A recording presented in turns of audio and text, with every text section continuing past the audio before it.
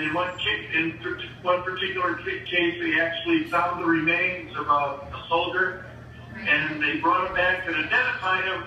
But and after the identification was already made, 6 months later, they find out that there's another part of the government that's looking for this guy. And the left hand, as usual, the left hand didn't know what the right hand was doing. And so we consolidated that in our committee. And now we have one agency in the federal government that's their only job is to bring home our MIAs and identify them.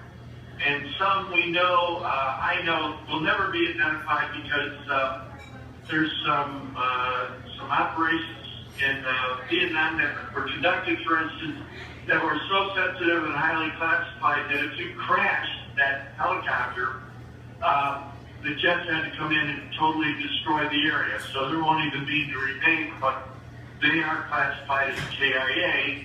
We know that they were there, we just didn't have any remains. But anyway, and I was also, there's an issue with the water in Camp Lejeune back from 1953 to 1959, where the soldiers on Camp Lejeune, the Marines, that's a special breed, so I better be specific, the Marines were drinking this water that was poisonous, and these veterans were promised health care for the rest of their lives, and they're not getting it. And that promise has been broken since 1970.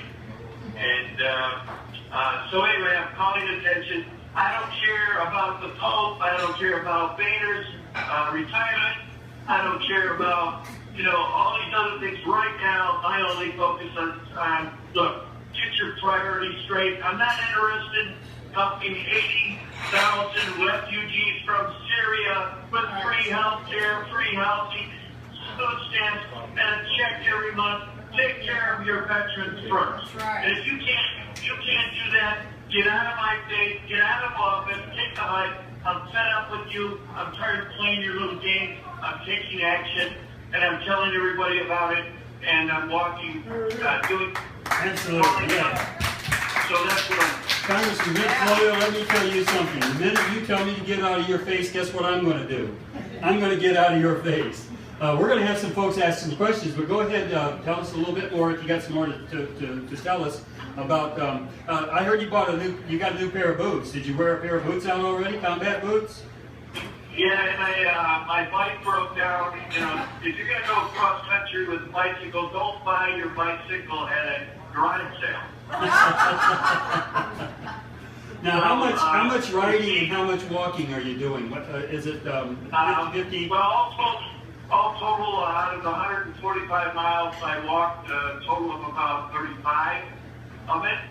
And I'll be walking a lot more in Pennsylvania because going uphill on a bicycle is a lot harder than walking uphill, or a mountain, I should say. Yeah, but you got the other side of the hill to look forward to on the bike. That's what the bike's for. I have a new appreciation for stop, or excuse me, red lights. Red lights don't mean stop, they mean rest. Yeah, that's good. That's good. So, yeah, and I got another, sir. I get a, unprofessional poll and survey, and I want to ask you a question. What do you think is the #1 roadkill on our roads? The #1 roadkill?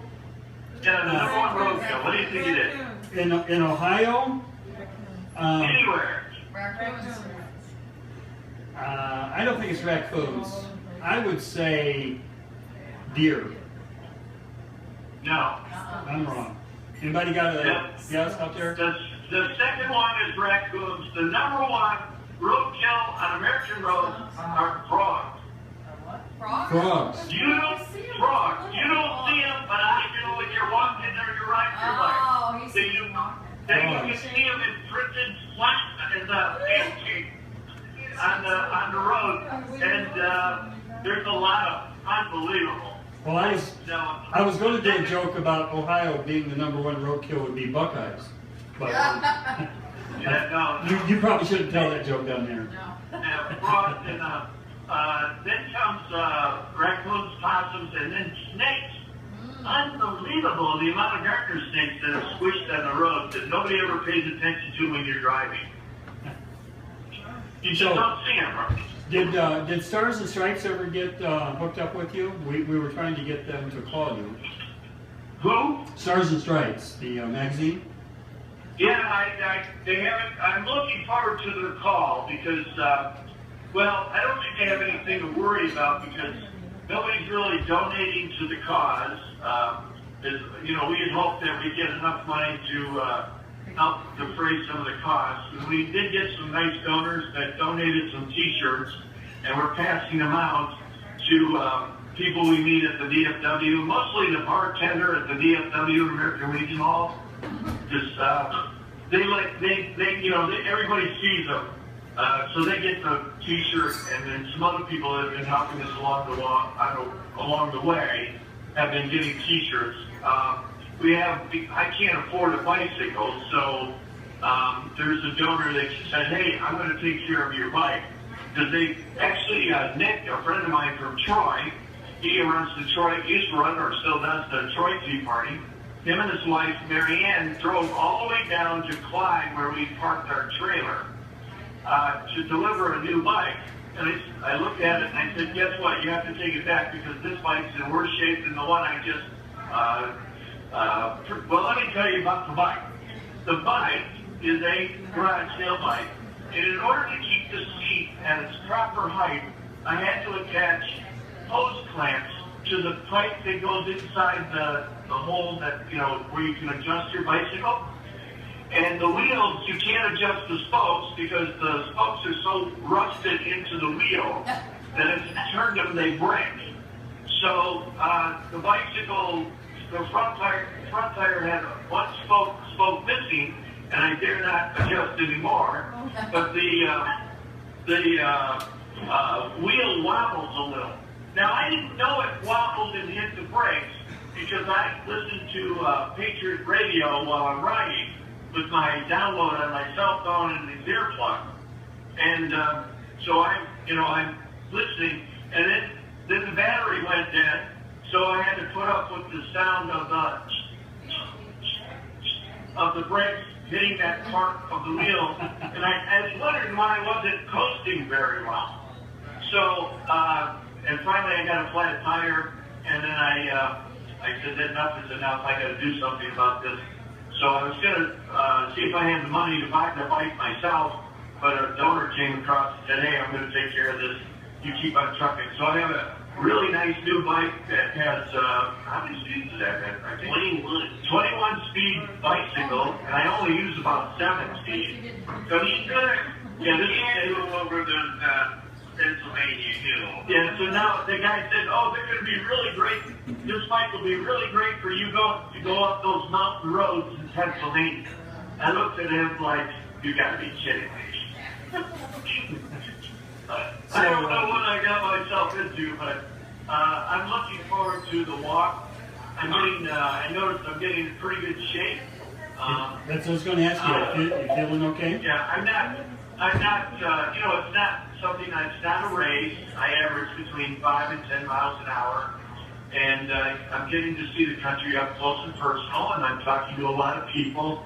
I make frequent stops to go 30, let's see, I went 33 miles today on the bicycle on a country road. That's paved, blacktop, trucks passing me. I've got a vest on that's orange, and